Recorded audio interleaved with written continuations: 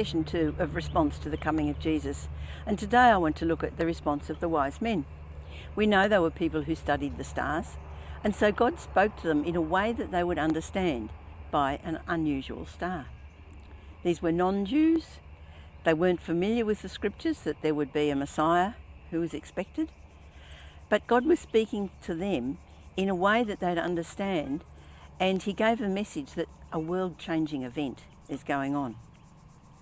Now, scripture gives us the clue that it was at least 2 years from the time they saw the star to the time that they arrived in Jerusalem. So this was no day trip, not just going out to see something interesting for the day. They are actually putting their lives on hold for the time being because they wanted to find out what this new thing was. The journey they went through wouldn't have been easy.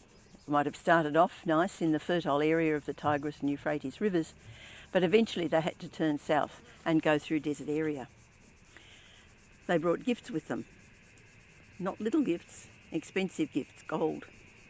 Frankincense, which was widely used in worship. It was harvested from the sap of a tree, but the harvest could only be done once a year, and the amount that the tree gave up was very small. So it was very intensive work and for little result. Frankincense was a very valuable gift to bring. Same with myrrh. Myrrh was harvested from the sap of a tree, was widely used in perfumes, and it was also what was used to anoint the priests. So again, a very valuable gift. These wise men set out on a journey carrying precious gifts. They didn't know what they were going to see. They went to the palace because that's a natural place if you're looking for a king. But then at the palace they were given information that the one expected was to be born in Bethlehem, and so they were to set off again. It was then that they saw the star that had appeared in their own country. They saw it again. And it says, when they saw the star, they were overjoyed. Now that's not just a reaction of, oh, there's that star, oh, thank goodness. No, this was absolute joy. There's the star. We really are on the right track to see something special. What they found was Mary and the child Jesus. It was in a house, it wasn't in a stable, and possibly Jesus by then was 2 years old, but that really doesn't matter. What they found was a child who had absolutely no power, could do nothing for them. But they bowed down in worship, and then they opened up their treasures and gave gifts. They'd taken years out of their daily life responding to God, not really knowing what it was they were looking for. They just knew it was something great. When they did finally find Jesus, they instinctively fell down in worship and gave him of their wealth. It's a picture of true worship.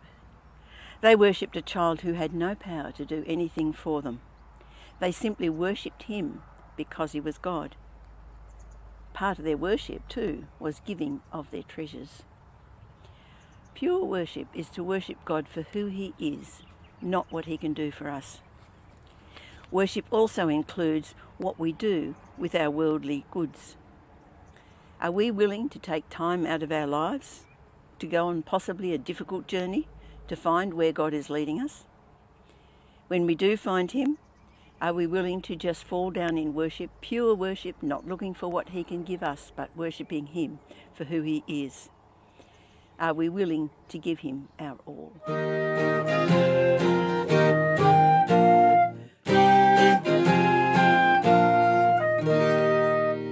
Joy has dawned upon the world, promised from creation. God's salvation now unfurled, hope for every nation. Not with fanfares from above, not with scenes of glory, but a humble gift of love, Jesus born of Mary.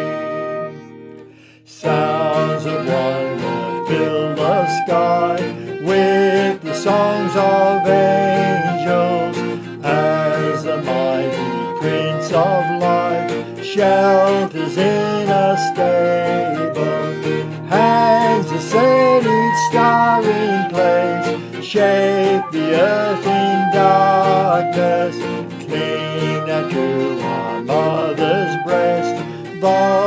vulnerable and helpless. Shepherds bow before the Lamb, gazing at the glory. Gifts of men from distant lands prophesy the story. Gold, the King is born today. Incense, God is with us. Myrrh, his death will make a way, and by his blood he'll win us. Son of Adam, son of Ham, given as a ransom, reconciling God and man, Christ our mighty champion. Born a Savior, what a friend, what a glorious mystery.